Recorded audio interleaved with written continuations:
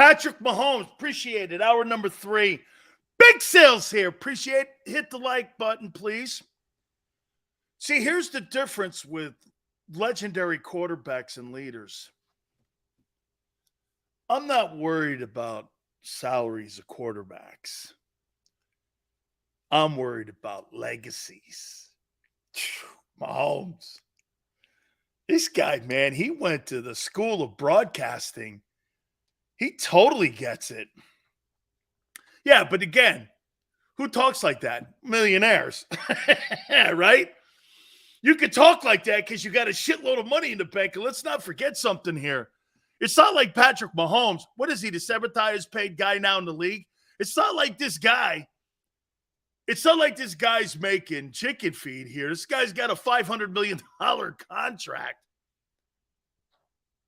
Excuse me, Joshua. He copied Jalen Hurts? No. Jalen Hurts copied the winner. You got to remember something. He's the winner.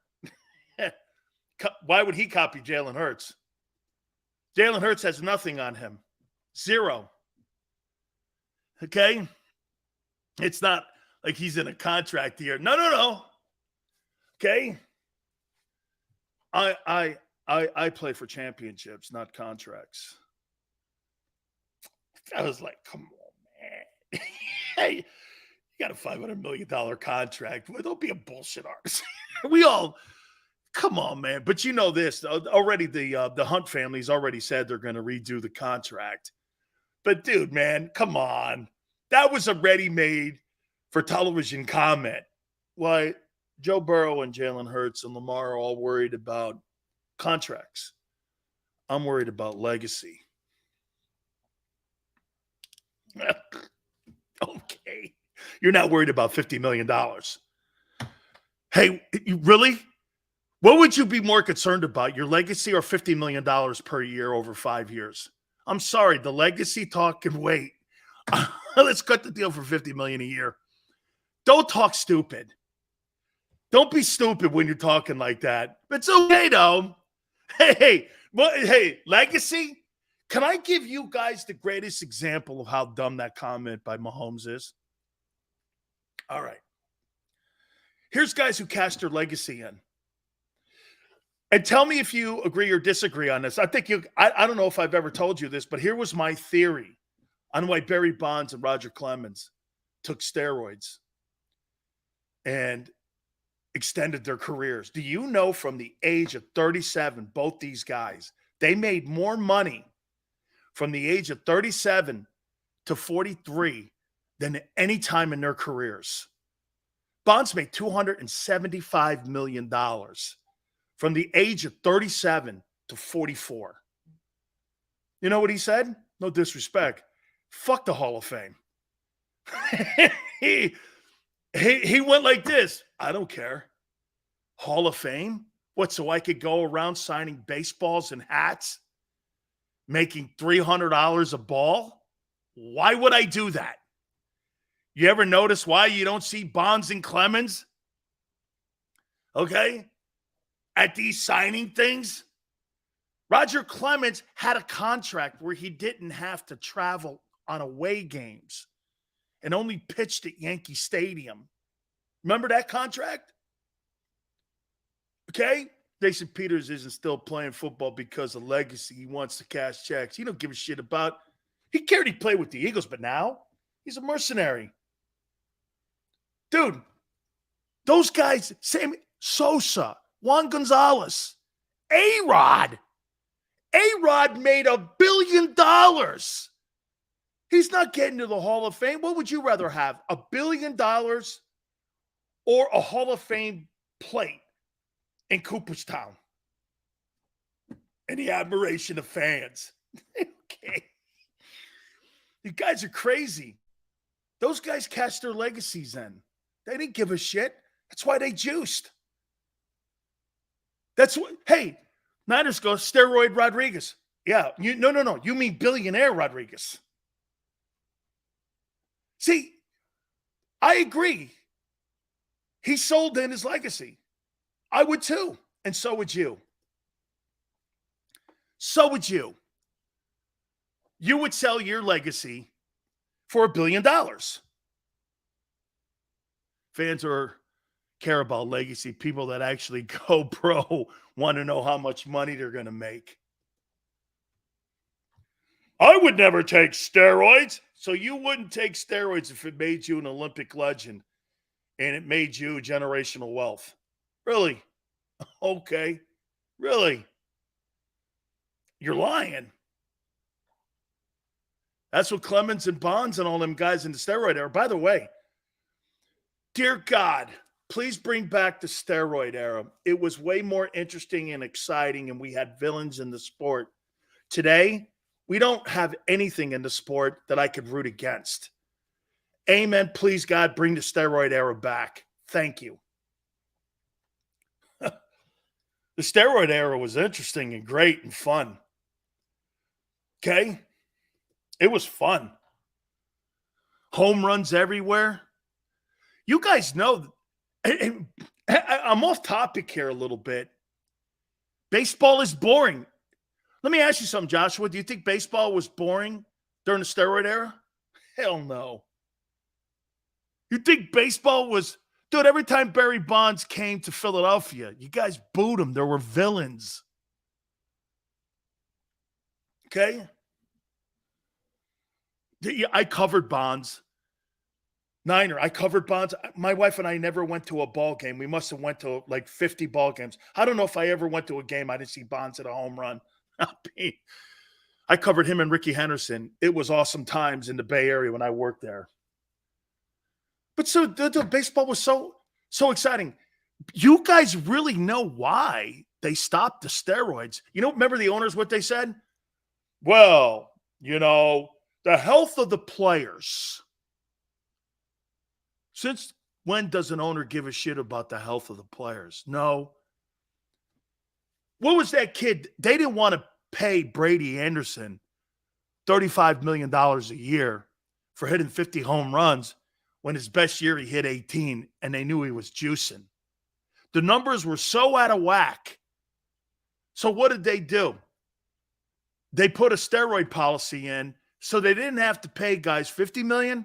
Instead, they paid them $20 million. It lowered the salaries. Why? Because the numbers were lowered. They didn't do it for the betterment of the health of the players.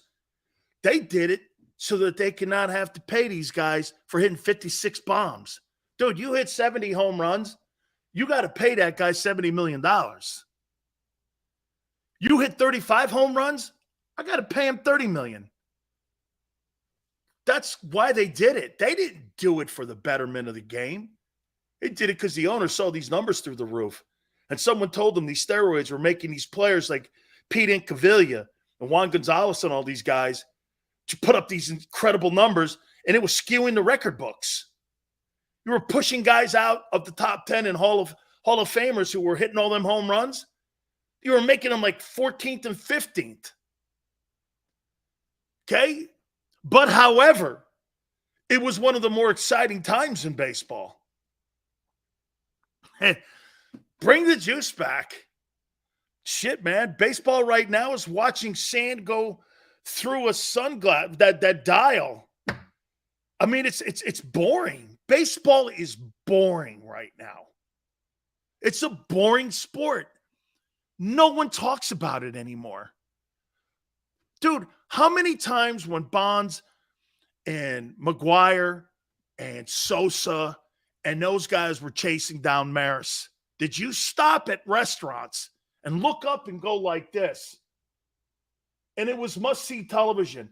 My wife and I used to go to restaurants, and all of a sudden they would have break-ins for normal television because McGuire and Sosa were going after the home run record.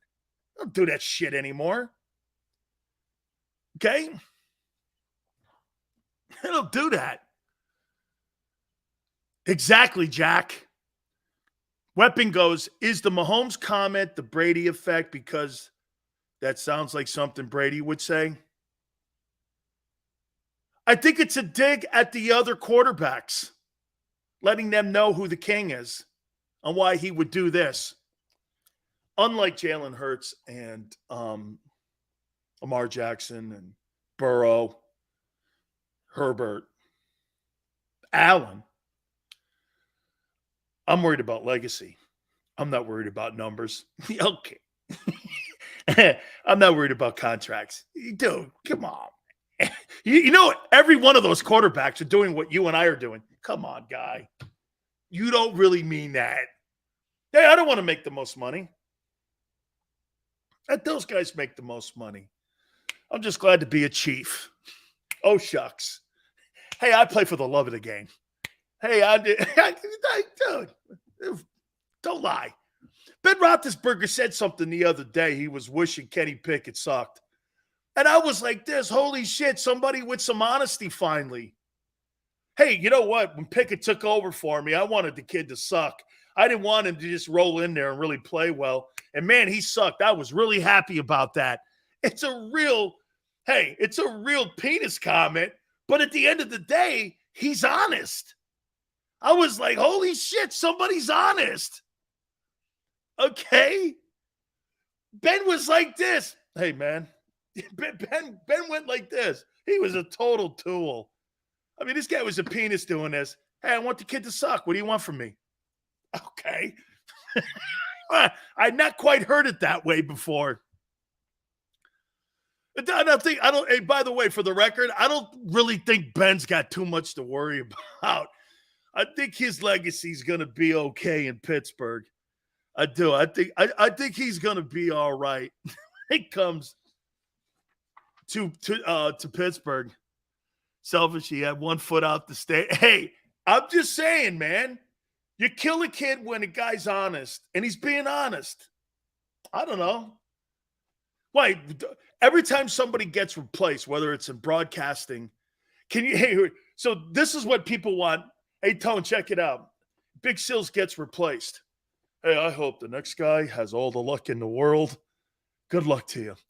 I hope you have as long as a career as I've had. Congratulations to you, kid. Go get him. That ain't happening. Dude, I hope your internet connection sucks. I hope your producer sucks. I hope you suck. I hope everyone hates you. What are you, crazy? Why would I want you to do better than me? That's human nature. Hey, yeah, don't say if someone replaces me, don't walk near the stairs. Oh, Souls, that's not being a good teammate. Who said I was?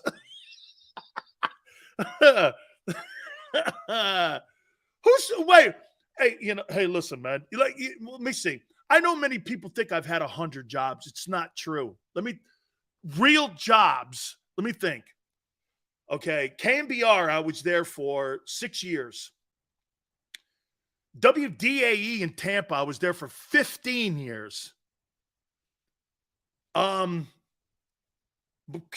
I was there a year. 1090, I was there 5 years.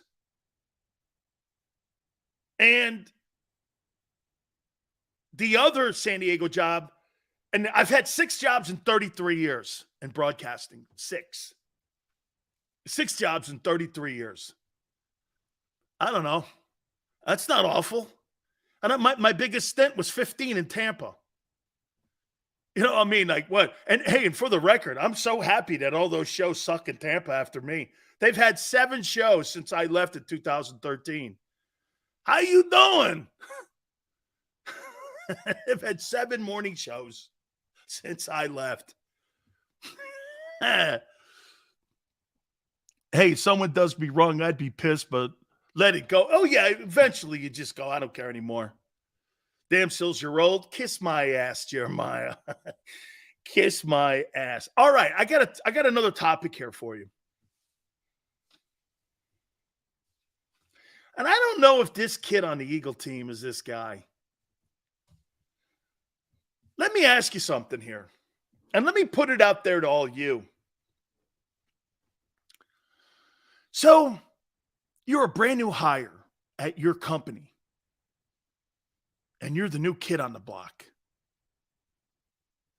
You went through a really great interview process. Your company, your boss, the owner of the company, he couldn't believe how great you were. and you were coming out of college, you're like a law firm. You were one of the hottest prospects. Every firm wanted you. Every firm. From Philly to Madison Avenue, LA, Boston, everywhere, Chicago. You were the hot thing in town. You had your pick of what law firm to work for. You pick a law firm in Philly. As the year goes on, you're good. You're not quite achieving the case success that we were hoping. Yeah, he's talented. But should we have him on our main cases? So what does the law firm do? They look for the next hottest guy. They look for the next hottest guy. You're still there in the building. Okay?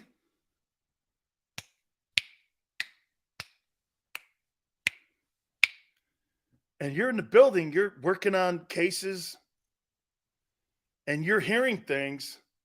Are they going to hire another? They're not going to go to my college, too, and do it, are they? This guy's got the choice. He's one of the hottest. He's one of the hottest guys out there, calling this guy the best attorney prospect they've seen in a long time.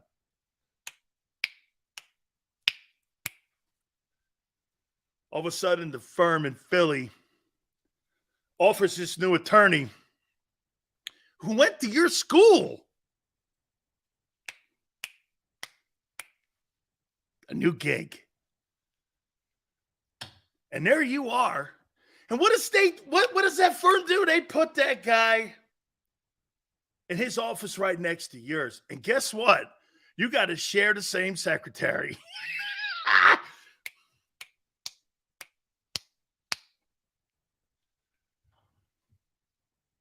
And you're the guy that was hired the year previous. How you feeling if your attorney won?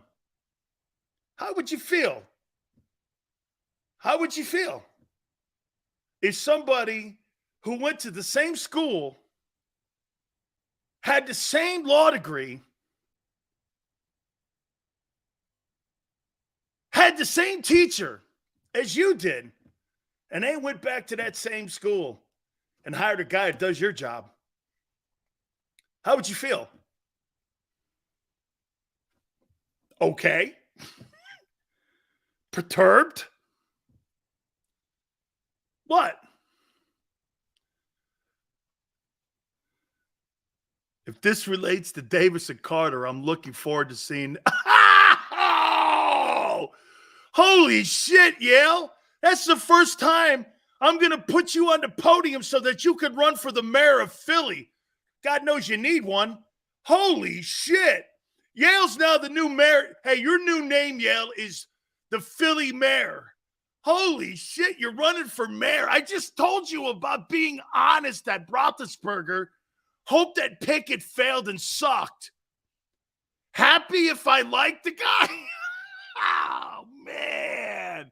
I don't give a shit if he's my best friend. I would accept the competition. Oh, my God. Woo-wee. Okay. Holy cow. Hey, you know what? I'll accept the competition. Hey, I'm really happy for my friend. Hey, congratulations. Way to go. Welcome aboard. I'm here to help you. What are you, nuts? Are you out of your minds? You guys really think like that? Holy shit. I'd be one pissed off dude if they went to the same school and hired the same lawyer that has the same degree and sits next to me, and I have to share the sippy cups and I have to share the coffee pot with the same guy because I would think they think I didn't do my job last year. I would accept the competition. Oh, no. What do you mean you would accept the competition? Whether you want to accept it or not, they made you accept the competition. Wasn't by choice. Carter isn't there to replace Davis. Then what is Davis there for? He's there to replace a 33-year defensive tackle?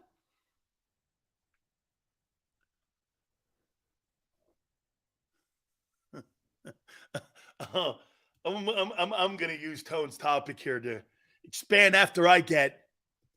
So aren't you pissed off if you're Jalen Carter that you drafted the same guy at the same position from the same school that had the same coach recruit you? Are you not a little bit like they went to the same position, not only same position, they went to the same school? Dude. Oh, is that how you see it? He's there to replace Fletcher. Is he? Hardgrave. He's, dude. Jordan Davis. I want to save this for a second here. So you guys don't think that there's any kind of you're Jordan Davis. You would just blow that off? That somebody drafted you in the same position. Well, let me hook you up how the NFL is. The next time you have a chance to talk to an NFL guy, ask him how they feel when a team drafts a guy at your position, how that makes you feel. Ask him. Not this bullshit here that you guys are, this fantasy land that you guys are living in. Ask him what it's like when you are drafting a guy from the same school at the same position you play. See how that goes.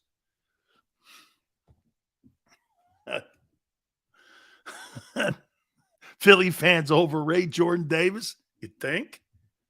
I think this guy's the second coming of Jerome. He's not. Now I'm going to ask you, I actually like Tone's topic here. Sales. Who's more likely to have their fifth-year option picked up, Carter or Davis? And for the record, we haven't even seen Carter play yet. And I still think it's a good topic. So here, Jordan Davis is not going to be Fletcher Cox. We know this now. I just hope he doesn't have the same production as Andre Dillard.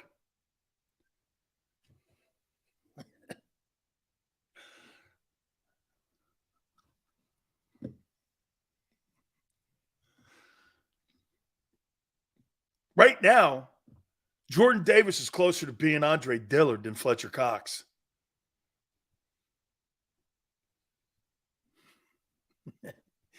Huh?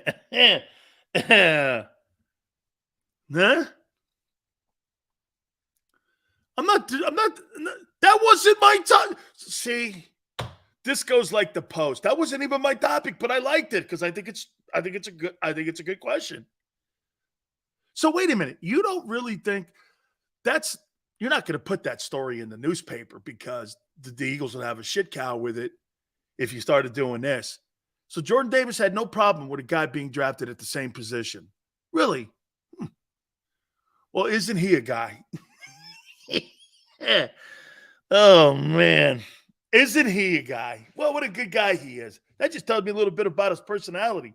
Because if somebody did that shit to me, I would do everything on my power to make sure that I was out there 100% focused and ready to go, and I'd take no prisoners. And I'm not helping anybody, guy. Ben Roethlisberger's right. You see how Roethlisberger thinks? That's how every NFL player thinks. Stop with this shit over here. Oh, I'm going to shake his hand and welcome the competition. Yeah, when you welcome the competition, that means you're welcoming him to take your contract, and you're out. You're not on scholarship anymore. There's only 53 of these gigs. You're out of your tree. Nobody thinks like that. Nobody. Kelsey doesn't think like that. Because Kelsey is going to the Hall of Fame. You're talking about a Hall of Fame player. You don't have a Hall of Fame player in Jordan Davis. Hall of Fame player versus Jordan Davis. Okay. Jordan Davis's instant reaction was, hey, my boy's coming to Philly after the pick settled. Damn. After the pick settled, then, damn, I may be on the clock.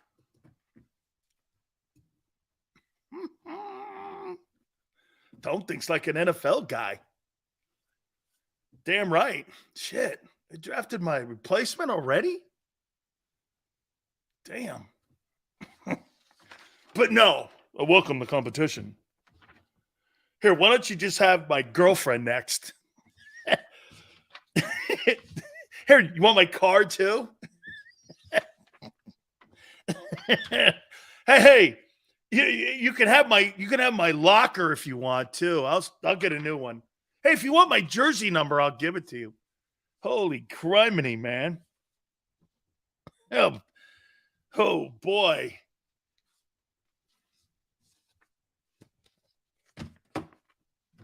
Sip of water, Sills. You gotta. Hey, relax. Wow, you guys are. When contract time comes up, trust me, they're not keeping both. Doubtful.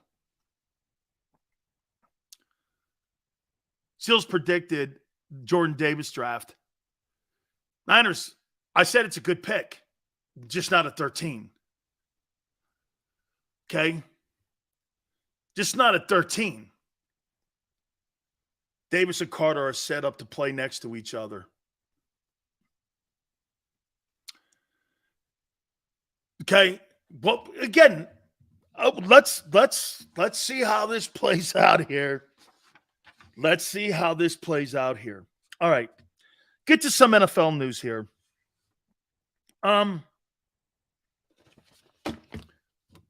Adrian Peterson, at 38 years of age, still wants to play running back in the NFL. You can't draft a run stopper in the top 15. On draft day, I said he's either Vince Wilfork or Fletcher Cox. And he's down here. And he'll always be down here. He is never going to be a sack guy because he's never been. And I know what Seth said. Why? Because Howie goes, why can't he be? Well, he's never been. You're either a sack guy or you're not. He's never been. But he's miraculously going to turn into one in the NFL. Really? Well, let me know. Fletcher had immediate impact. Actually had a few sacks, like 6, his first year. Said the same thing. You're damn right. He was drafted too high. The Eagles overdraft. You guys have way too much. There's 2 things because these guys came from Georgia. You think they're going to automatically be NFL superstars. They're not. Jacoby's got a long way to go. Knowledge alone. His physicality, too, depending on what scheme they play, will be a factor. He's got a lot working against him. He came into the league injured. He's not played a lot his first year. He's taken over a role now that he has to be the quarterback on defense. He's going to wear the dot. Well, usually that Mike linebacker wears it. It's not only just his play, his responsibility factor's high. And for Davis has got to, this is what I would really do. And to kind of close that topic up, this is what I would do if I was Jordan Davis. I'd put all that shit behind me now and just be the best player I can. He's never going to live up to the 13th pick in the draft, ever. Okay? He'll never live up to that. And as a matter of fact, being a first-round pick, most, I would say, don't live up to it. Like, watch this.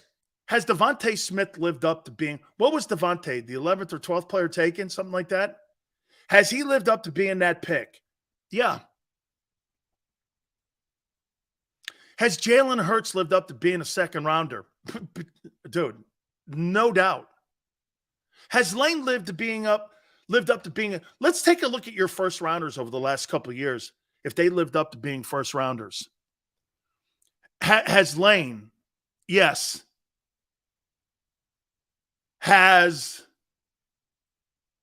Rager's gone. Dillard's gone. Has Derek Barnett lived up to it? No.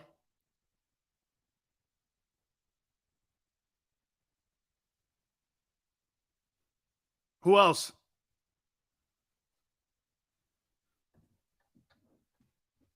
Devontae has. Has it, any guys that are on your team that are first rounders, has any of them outside of Lane Johnson and Devontae Smith lived up? Fletcher, for sure. Graham, yes. Graham, what pick was Graham? What round? I think he came out of Michigan. Am I right when I say it? I think he came out of Michigan. Has he lived up to it? Yeah. 12th?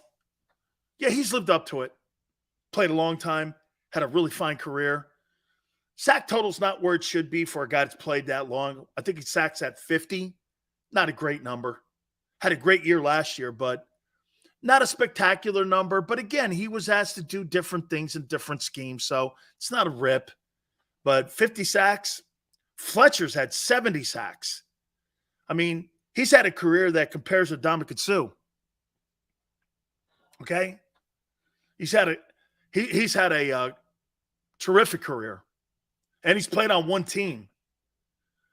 But really, I mean, very rarely do you have guys live up to being first-round picks. So to sit there and tell me you think that this guy's going to break the mold of the Eagles when it comes to their first-round picks is nuts, especially with what you've seen already. Now, it's early in the process, but he's not going to have Jalen Hurts jumps. That's not what he's going to be. Do you understand that Jalen Hurts' problems were fundamentals and perception? Jalen Carter and Jordan Davis, nobody questioned their ability. They questioned Jalen's ability. But it was more technique and fundamentals. And once he got better coaching and people who believed in him, that's why he had that springboard jump. As you would say, Dan, our defense is in the land of the unknown. Absolutely.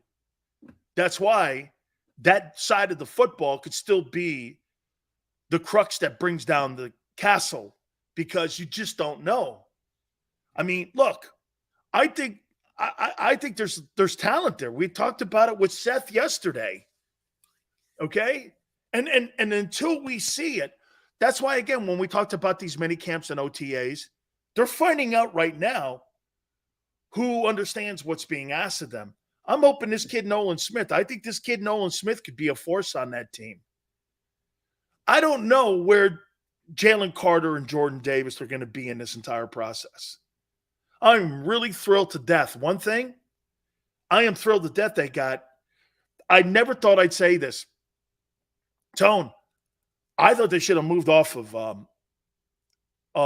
Fletcher Cox. Now, I'm grateful he's there. I am grateful he's in the building, because if you didn't have Fletcher Cox, that could have been a train wreck in your tackle positions. Not because they're not good, but because they don't know what they're doing yet. And you got a lot of youth in there. Let's be fair here. The Washington Commanders, when they got those two guys, Allen and the other guy in there, they took some bumps and bruises early on. But you saw the talent. You saw how good they could be. They probably got the two best tandem tackles in the NFL right now. Okay? Washington's got the 2 best defensive tackles in the NFL. They're superior. They're not superior. Well, yeah, I don't know yet what the Eagles are going to look like. But the Commanders have 2 better tackles defensively than what the Eagles have. I do think that Smith has an opportunity, put in the right position to sack and lead the team in sacks. I do believe that. I do. I think Nolan Smith has an opportunity if they use him correctly and they put him on the field the same time as Hassan Reddick. Who are you going to defend in a double team? Hassan Reddick or Nolan Smith? I'm going to leave it back in for Reddick, and I'm going to leave my tight end in for Reddick, which means what? You're going to be one-on-one outside with an offensive tackle that you should beat on the weak side. So to me, on the strong side, which is usually your right tackle, nobody has a right tackle in the NFL like Lane Johnson, except the Eagles. So to me, 4-3, one-on-one, isn't that what we're talking about here? I'm double teaming Reddick on a pass rush on 3rd and long. I'm not doing that to Nolan Smith. So if you put Nolan Smith in a position to succeed, JM, why wouldn't you think that? Yeah, I do. It's potential. That's why it's in the land of unknown. That's why it's called a prediction, kid. Look it up. There's a word in the dictionary. It's called prediction. Cox is definitely the alpha male and the glue that keeps it all together. Hopefully it rubs off on the youngsters. I think it will. I think, again, that's one of the reasons why, in my opinion, that they brought him in or brought him back and paid him the money. That $10 million made no sense to me. It made no sense. Now it makes a ton of sense. It also makes you think, JM goes that Davis is equally unknown. Fletcher wasn't his rookie year. He was drafted the same spot. When you pull up Fletcher Cox's rookie season, dude, this guy played in half the games and had a better stat line. And when you watch Fletcher Cox play his freshman year or his rookie year, you were like this kid's good. I don't say that about Davis. Look up Fletcher Cox's numbers his rookie year. Look him up. He was an impact football player in his first year in the NFL. And you saw the talent. Everyone on the planet saw it. You were like, holy shit, man. I saw him a couple times at Ole Miss, but I didn't think he was that good. Shit, he got to the NFL. He was a good-looking football player. Fletcher's a borderline Hall of – well, Yale. He was the 13th pick.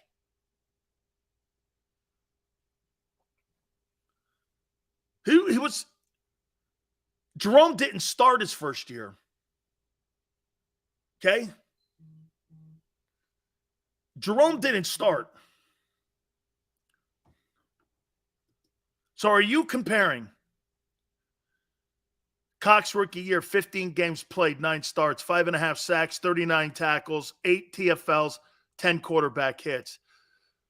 Do you understand that Jordan Davis had 19 tackles? This guy had 40.